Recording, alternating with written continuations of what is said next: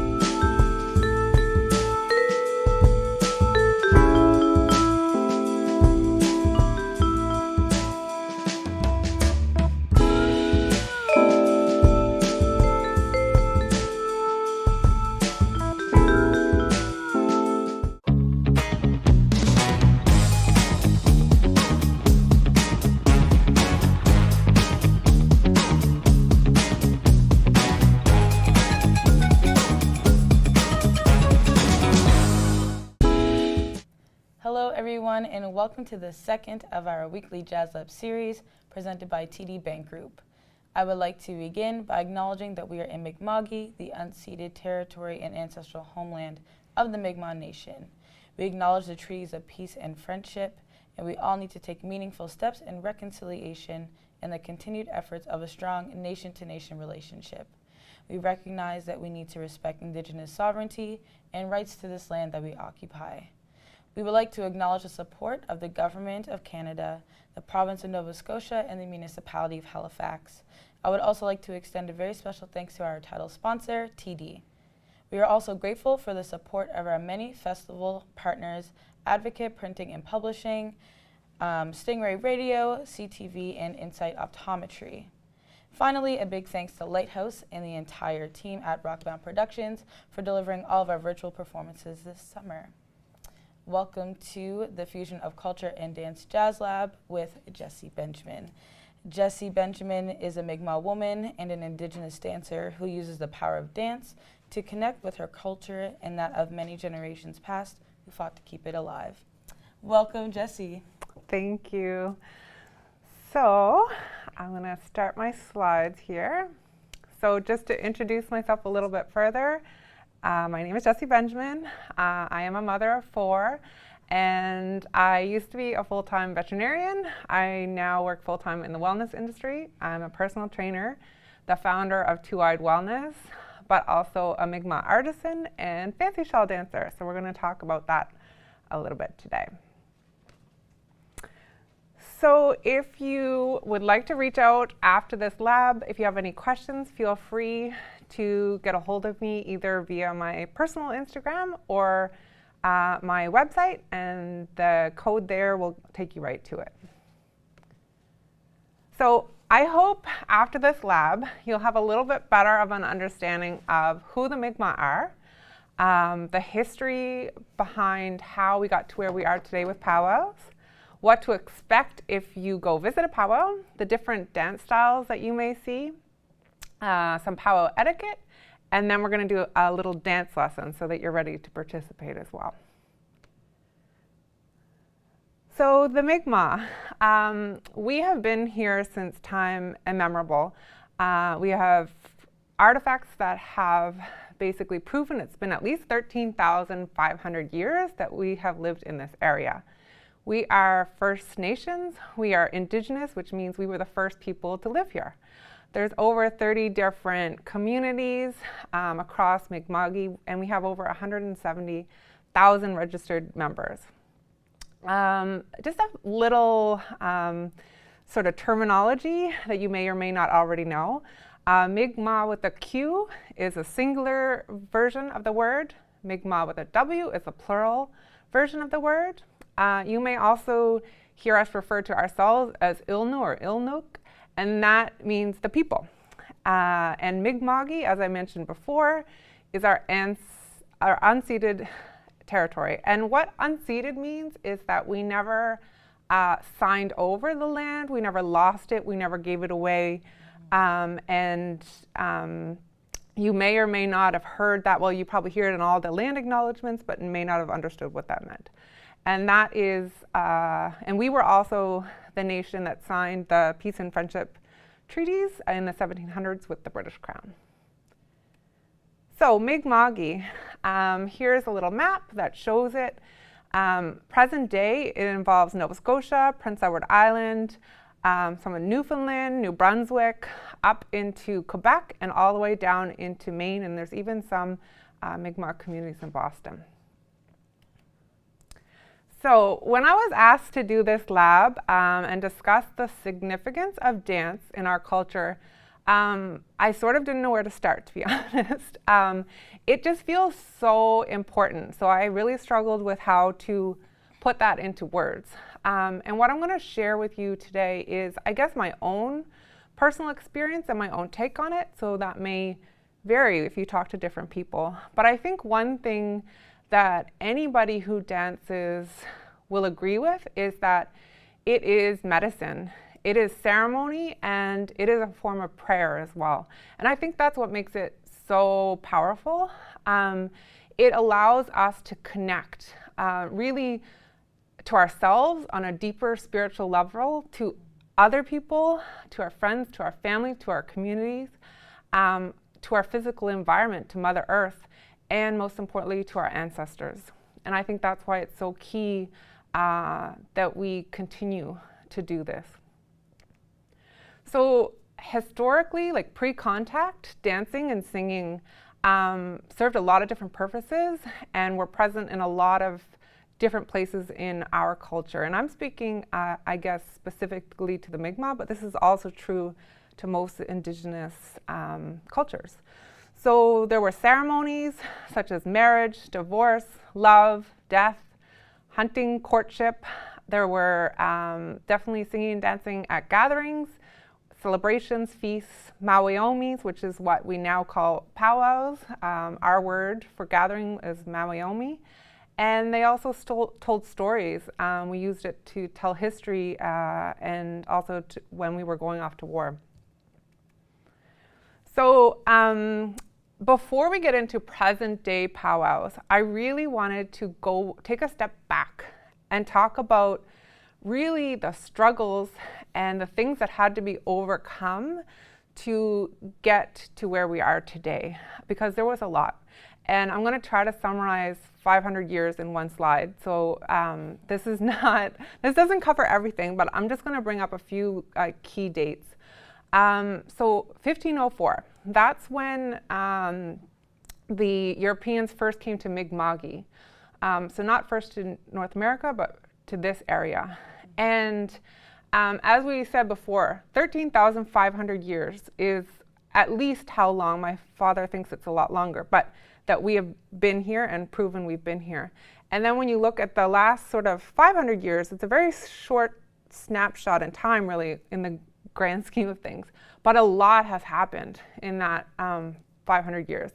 And a lot of catastrophic things, really, to the Mi'kmaq. So our population, it's estimated, dropped by at least 90%. So we were almost wiped out. And it wasn't until 1940 that finally started to go back up again.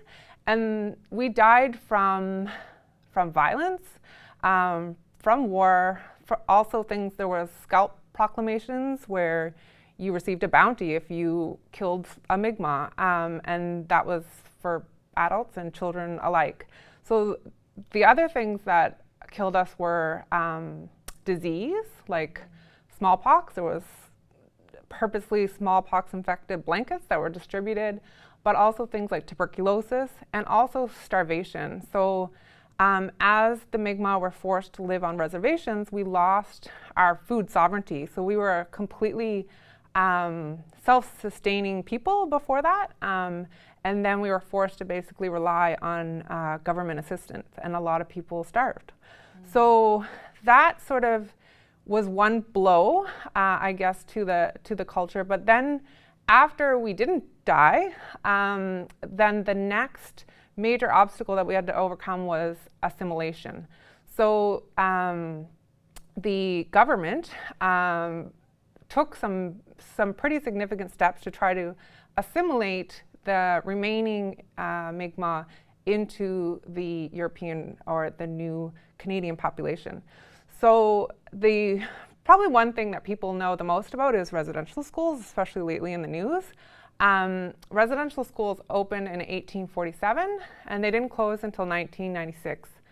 And it's important to point out that Canada didn't even exist actually in 1847. It wasn't until 1867 that it became a country. So they existed longer than Canada itself. And this was pretty catastrophic because children were forcibly removed from their families, and that was done with a purpose to remove any influence from our culture from them. So basically they wanted to kill the Indian in the child. And that was one step that when you think about it, it's about 150 years. That's a lot of generations of people that didn't have those influences, the teachings weren't able to be passed on. And even one generation there can be a lot lost just in one generation of things not being passed down. And the other thing that happened was the Indian Act. So the Indian Act was a law, and from 1876 to 1951, the Indian Act outlawed all ceremonies, gatherings, wearing of traditional regalia, basically any expression of culture. So for the people that were still on the reserves and hadn't been taken away to residential school, these laws also applied. So again, they were trying to remove the culture. So you can imagine, this is what I think about. I think about the people that had these teachings that had to work really hard to pass those on in secret, had to meet in secret, had to, just try really hard to pass tidbits of information, knowledge, teachings along. And I think it's pretty amazing that we still have some of these today. So I think when you think about powwows and you think about our culture now, it is really a miracle that we have these things still. And it's a testament, I think, to the importance that they held for our people. Because, like I said, people risked being charged and really took a lot of time, effort, and struggle to keep them alive. And we did lose a lot. So the powwows that you go to today will look very different than what they did in the past. However, you also have to think of 1951. That's when they became legal again. It wasn't until 1991 that we had a powwow here in Mi'kmaq. So the first one was actually here in Tubuktuk, Halifax, Nova Scotia. And if you can imagine the generation that was, adults at that time, the amount of work that went into trying to relearn, reclaim, revitalize all these things, and then create what we now know as powwows today. And I know my father, I heard stories of him trying to learn the chants, trying to learn the dances, and just going around the house singing, not really knowing. A lot of them, they didn't know what to do. So it took a lot of work to try to piece things back together and revitalize our culture, really, and these traditions. So I'm going to talk a little bit now about powwows themselves, what they look like today, some of the things that you might see when you go to a powwow, and hopefully prepare you to also be able to participate. So before we get into the dances, I want to speak briefly about the drum. The drum holds also a lot of power and a lot of significance. And I think that's true whether you're, no matter what culture you're from, no matter where you are from in the world, if you sit and you listen to drums, it affects you. And what I was taught is that this is because it's one of the earliest languages that we're able to understand. So when we're in our mother's womb, it's one of the first sounds that we hear, and our first comforts is that rhythm of her heartbeat. And that's what the drums emulate or symbolize, really, is that rhythm. So I want to mention, because this is something that I think a lot of people don't know, is the term for our outfits that we wear while we're dancing, and it's regalia. So please try to remember this. Dancers will really appreciate if you're referring to it with the proper terminology. So this is me getting ready here with for my fancy shawl regalia, and I am going to talk a little bit more about that, and because there's a lot of different types, and regalia is also very I guess personal. So one person may have different influences, styles, that sort of thing, and they usually each tell a little bit different of a story. So I created my own regalia. It took me about 6 months, and I was inspired by certain things that were important to me, and that's what I tried to incorporate into it. So each one will be different and share a bit of a different story. Can I ask a question? Yeah. Sorry. Regalia, is that the word that you would use across the board, across all nations, or is that just the Mi'kmaq word, I guess, for the outfit that you would wear? Yeah, it is. I think it's a pretty broad term. So there may be different terms that I don't know in other languages, but I think it's a pretty generalized and broad term. Okay. Yeah. Cool. Thanks. No problem. So before we get into the dancing, a little bit about proper etiquette if you go to a powwow. So there's some things that you should do, and then maybe some things that you should try to avoid. So some do's. Act respectfully. I mean, this is pretty, maybe we don't have to say that, but just if you don't know what you're doing, if you don't know what's happening, if you don't know, just ask. Ask someone. Ask before you do something, so that you are just showing that respect. You can listen to the announcer. So every powwow will have like an MC or an announcer, and they are really good at letting you know what's going on, what you should be expecting, what you should be doing, or maybe reminding you of what you shouldn't be doing. So listen to them, and you should get the proper direction. So another do is support the people that are there, support the vendors, try the food, buy some crafts, support the people that are trying to make a living vending there. And then participate, dance when you're invited to do so. Everybody's welcome at a powwow. Everybody's welcome, and everybody is welcome to participate in certain songs at least. And we'll get into that more of when it is the right time and when it isn't. So don't take pictures without asking people. There will be certain times in the powwow that you shouldn't be taking pictures or videos. Usually the announcer will remind you of those, say the opening ceremonies, that sort of thing. So, but again, if you're not sure, always better to just ask. Don't touch people or the regalia. So again, this seems like something that you shouldn't have to tell people, but I remember being touched when I had on a traditional regalia when I was a young girl, and just being very, feeling very violated because they didn't ask. They didn't ask to touch me. And also these regalias are, like I said, there's a lot of work. There's a lot of heart and soul that goes into them. They're very special to those people, so they don't necessarily want anybody else touching them. When the powwow is actually going on, the last thing would be don't enter the arena, the dancing area, unless it is one of those dances that you've been invited to participate in. And also don't enter the drumming circle. So that will be inside. The arena is usually sort of a large circle, and then in the middle of that there's usually a drumming area. Okay, so I'm going to talk to you briefly about the types of dances that you may see. And this is not specific to the Mi'kmaq. This is sort of whether you're out west or the East Coast here or in the States, types of dances that are probably the more common styles that you'll see. Obviously, the regalia that people wear may be really different from area to area or nation to nation, but just a few brief, sort of the most common styles that you'll see. Okay, so here we have the men's traditional on the left and women's traditional on the right. And so these are a little bit of older style of dances, and I'll just show you briefly some clips of these dancers in action. So this is the men's traditional. Oh, maybe it's not going to work for me. Okay,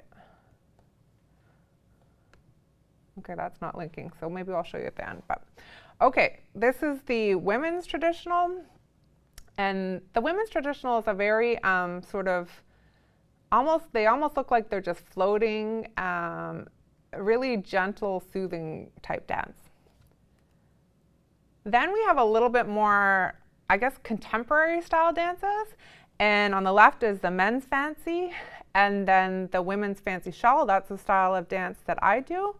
And these are more high intensity, really, I guess, exciting to watch in a way because they're really, really, these dancers are working really hard while they're dancing. And then we have men's grass here on the left. Sorry, that's not the best picture, which you may see the grass dancers come out at the beginning of the powwow. They often have them come out, sometimes even before the opening ceremony, because they're basically trying to pat that grass down, or that's where it originates from.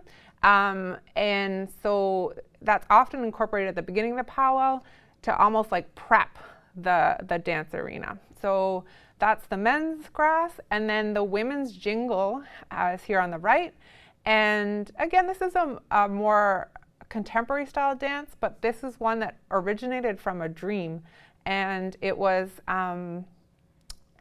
told to the person who dreamt it that if they made this dress and danced this dance, they would heal this little girl who was sick.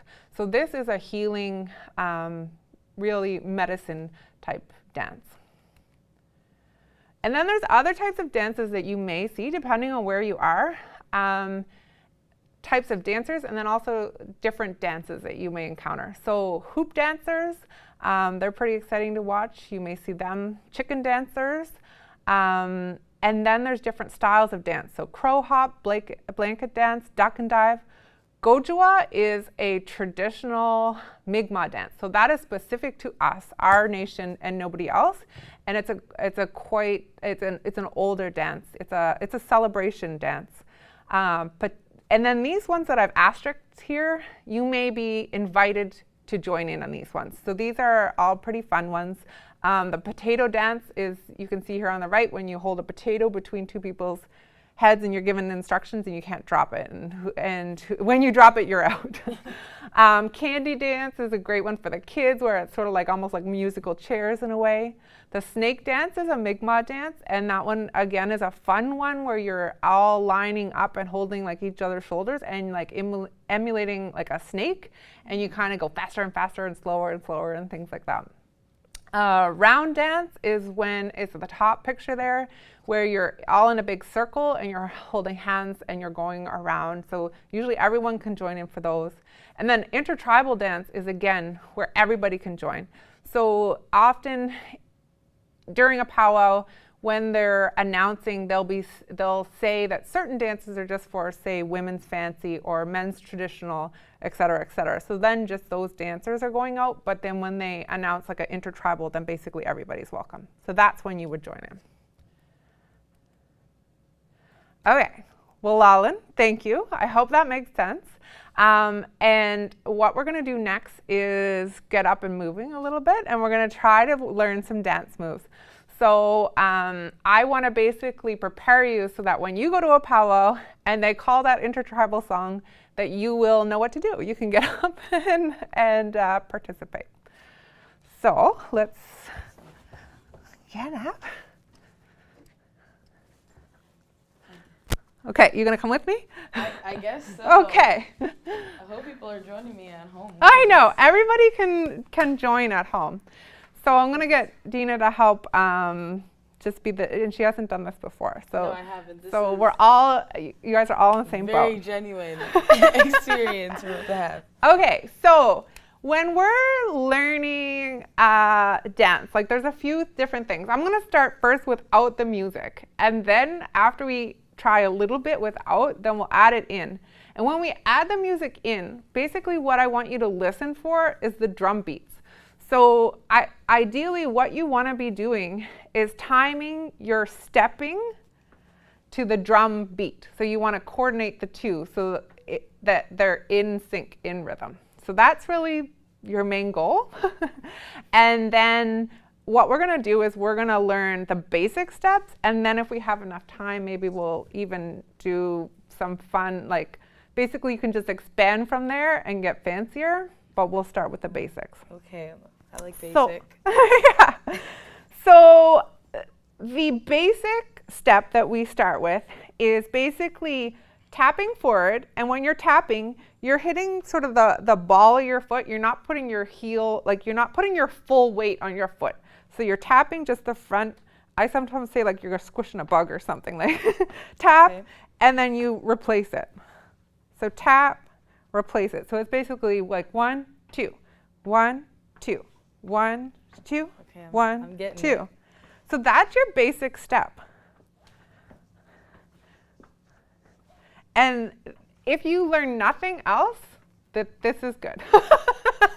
Like that's a great place to start. Because then basically once you get that 1, 2, 1, 2, it'll go a little faster though. So like as you get better, 1, 2, 1, 2, 1, 2, 1, 2, 1, 2, 1, 2. Then basically you can start walking with it. So I'll sort of walk this way and then okay, come back. But basically you can 1, 2, 1, 2, 1, 2, 1, 2, 1, 2, 1, okay, 2. You want to try that?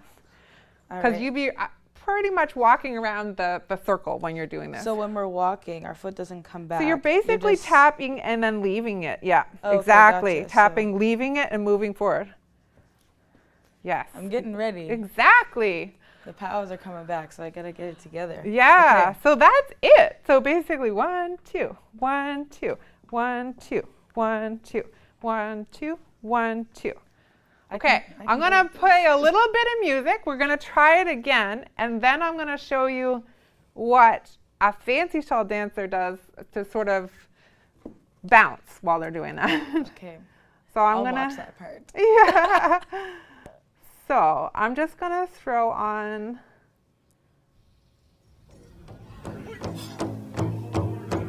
So here's a beat. So this is going to be fast. 1, 2, 1, 2, 1, 2, 1, 2, 1, 2, 1, 2, 1, 2, 1, 2. Go back. 1, 2, 1, 2, 1, 2, 1, 2, 2, 1, 2. Okay. While this is on, I'm also just going to show you, as a fancy shawl dancer, how we take that basic step and then bring it up. Because a fancy shawl dancer is on pretty much the ball of their feet or their tiptoes almost, the entire song. So they're really not getting the flat foot that, say, the traditional dancers would. So we're doing a hop.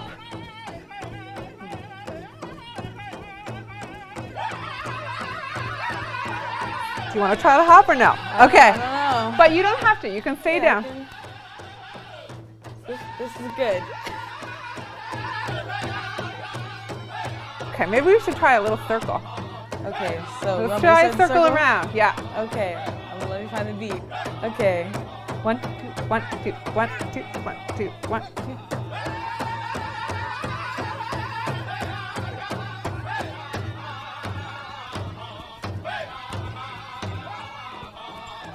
The modified version. I'm doing the modified. Yeah. Nice. Perfect. Okay. I'm gonna slow. Okay. So, so that would be, like I said, you don't really have to take it past that if you don't want. But I'll show you a little, just for fun, a few more moves, basically that you could sort of mix it up with. So, I was taught as a fancy shawl dancer to sort of almost visualize like a box around my feet, so that when you're thinking of creating basically a target with your foot. So we're doing just say the front of the box with this one, right? But you could also switch it up. So you could do a side step. Okay. You could do a back step. Ooh. You could do a corner step. Okay. You could do a back corner step. Oh, we're getting fancy. Yes. So there's lots of different options, I guess, to mix things up. And as long as you're sort of listening for that beat, then you're good. If you're going around in a circle, you could, you could do your just basic step, and then you could throw a side, side, side, side. You could also go backwards. So I guess. Gotcha. You can also, again, with the fancy shawl dancers, we see this a lot. So you can twist. So you could sort of twist your heel out. You can hit your actual heel instead of your toe. So this is one move that I love doing, sort of the heel toe. So there's a lot of different sort of things that you can try. Okay, let's try just with the music on. I'll just walk you through a couple of those different targets. Okay. And we'll do it, and you can follow along at home. Okay, let's see here.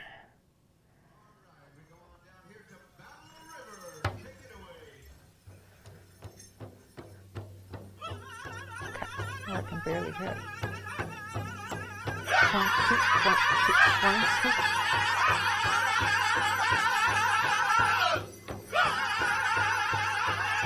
Okay, let's try side, side, side, side. Yeah, you can just tap out or you can twist. Okay. Let's try front. Oops, sorry. There you go. Okay, gotcha. So the front is not as fast. It seems like it's. Yeah, I'm kind of, if I was bouncing, I might be going a little bit fast, but I'm trying to like, and let's try back. Yeah, I've lost the beat there.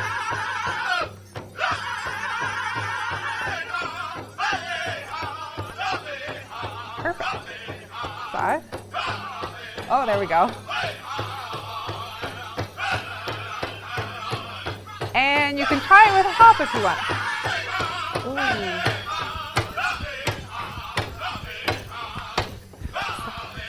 Ooh. Let me Front. keep it modified for those at home who don't know. Back. Ooh, okay.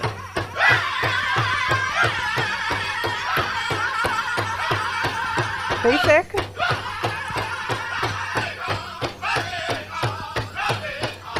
Front.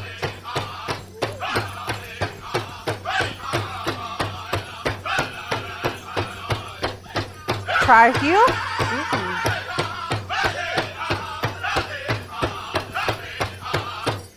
Oh, this is going fast now. Try the basic with a heel.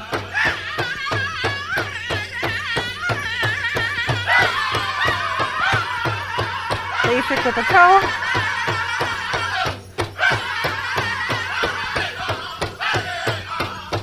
Okay, let's try just go in a little circle. Okay. Just your basic.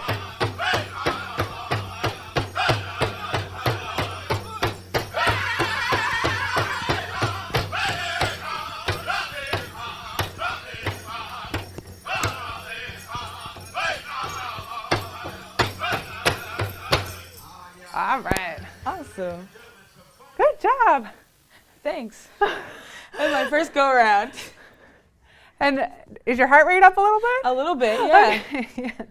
A lot of people, when I first get them to try fancy shell dancing, are very surprised how hard it is and how very quickly you get out of breath. Mm-hmm. So I think they immediately have I guess an appreciation for when you do go to a powwow. It's usually in the summertime and it's usually very hot. Mm-hmm. And if you can imagine everybody wearing their full regalia, which is usually sort of multiple layers of multiple things, and also heavy sometimes. Right. What a physical sort of exertion it really is. I bet, So, yeah. okay, I think that's, if you're good, or do you want to try one more time? Oh, I mean, I'm good with try, whichever. I can show a few, like a little more complicated steps if people want to try, but you don't have to do this part if you don't want. Yeah, no, it's totally up You're to you if good? you want to Okay. show. I did want to ask, Yeah. learning the different types of dances, is there like some sort of ceremony that goes with that? Can only certain people learn certain types of dances, or are they only taught certain dances? I know you said some are specific to the Mi'kmaq people, but I'm wondering, you know, is there some sort of like ceremonial or like sacred, I don't know, I don't want to say ceremony, but I don't know what else to say. Yeah, like that kinda goes certain with steps that you would have to take to become a dancer. Mm-hmm. Like, I guess there's one thing that I should bring up since we're teaching people dancing here, is that to be, say, a fancy shell dancer or a jingle dress dancer, you do have to be Indigenous. Mm-hmm. So, I mean, I guess that's one thing that is, it may go without saying, but it is important to say because, you know, we always invite people to participate, and especially in powwows and things like that. But that doesn't mean that you can take that piece of our culture and Right. claim it as your own, basically. Right. So it's basically appreciation versus appropriation. Yeah, 100%. So if you are an Indigenous person trying to learn, I guess I've heard different people have different stories of sort of their journey to become dancers, and I think it also does depend a little bit differently on the style of dance and maybe your own community's traditions on that as well. Because like some dances are really tied to one just community or nation, I guess you could say.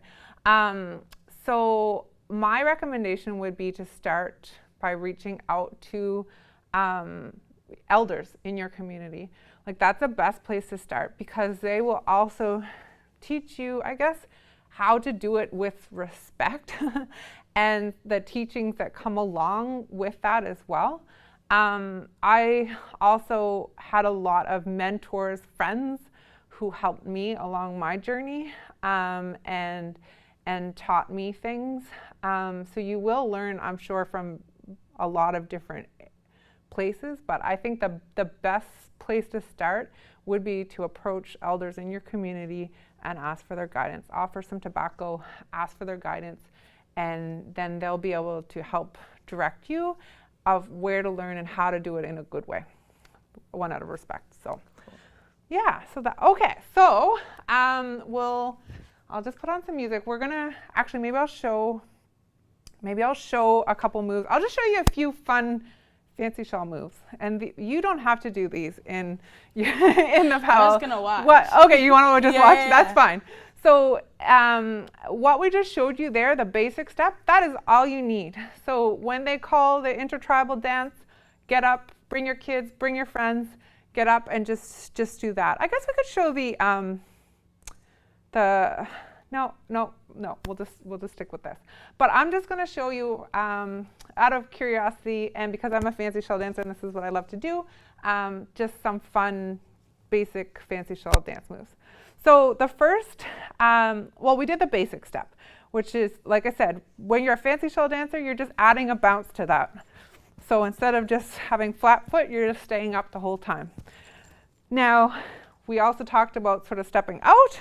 So same thing, you can step out, or you can just twist out. So that's another one. One of my favorites is crisscross. Out, in. So you can do that while moving. You can do all of these while moving, I guess, I should say. So another one that we discussed was the heel toe. So you heel, toe, heel, toe, heel, toe. And you always want to try to do it on both sides. You can also do the kick version of this, where you're doing a high kick instead of the heel. And another good one is sort of, well, here, if I can do it this way, I guess, is spinning.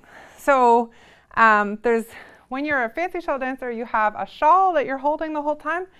So you're also holding your hands up in the air. And so there's a lot of spinning. So a basic spin move is step, twist, step, twist, step, twist. So full time looks like that. So that's another really good one that you can try.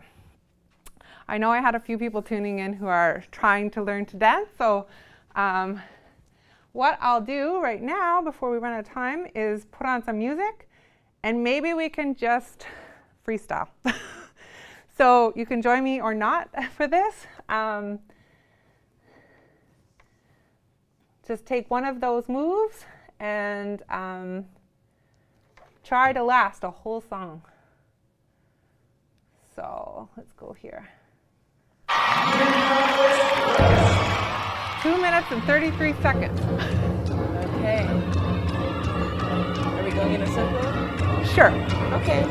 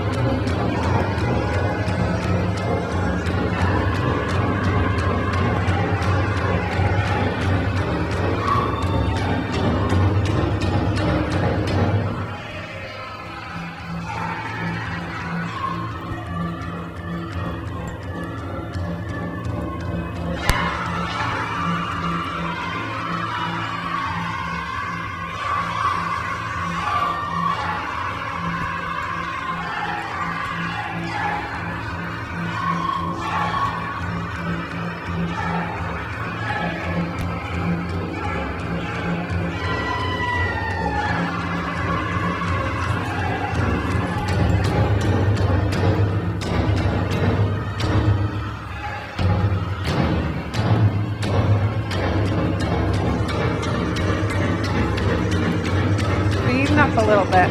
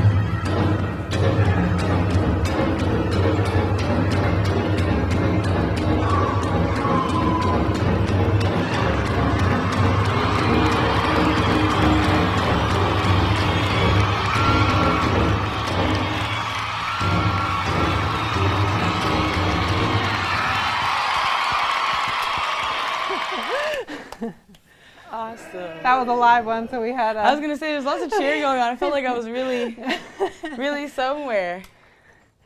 Okay. How did that feel? It felt good. I feel like you could participate? Yeah, you have to really like listen to the beat. So you got to get the footsteps down so that if it speeds up, you're like, okay, let's go, So sometimes it does change the pace throughout the song, but it is uncomfortable your very first time. So my very first time dancing at a powwow wasn't that long ago. Oh, wow. And I really remember how I didn't want to. My friend forced me, and I'm so glad she did. She just pulled me up and was like, we're doing this. I didn't really know what I was doing. She sort of taught me as we went, and that was just about, about 2 years ago. Wow. So, I've only been dancing just over a year now. So it's, you immediately get over it, and it's so rewarding once you do.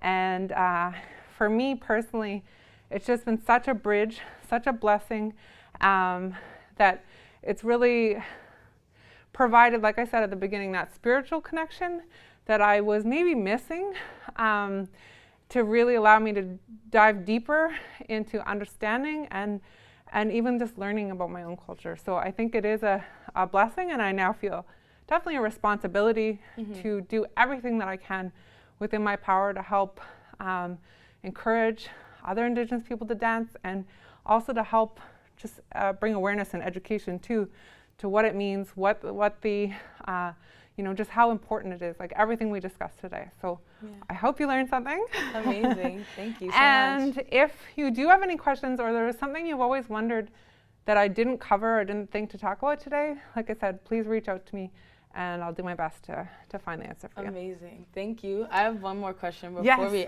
officially wrap up. I wanted to ask, in preparation for a Mawiomi or powwow, do dancers and drummers get together and have any sort of practice or anything like that, or is it really all just when you get there? Yeah, not usually. Awesome. Because basically often people are coming from so many different areas. So I remember in Eskazoni, my father was originally the one who helped bring that back to Eskazoni, and was basically the person who organized them for many, many years. And I remember going to that one quite a bit when I was younger, and there was some people who traveled all the way from Mexico to come.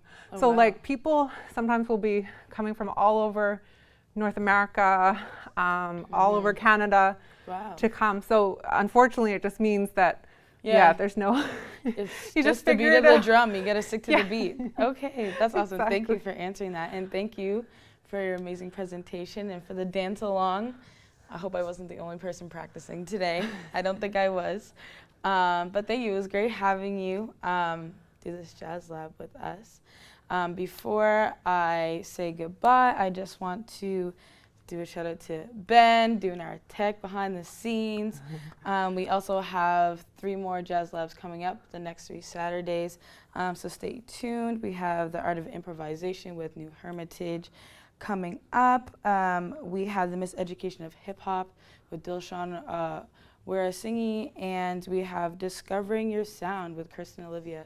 So please tune in. Thank you once again to TD and all of our partners and sponsors, and enjoy the rest of your Saturday.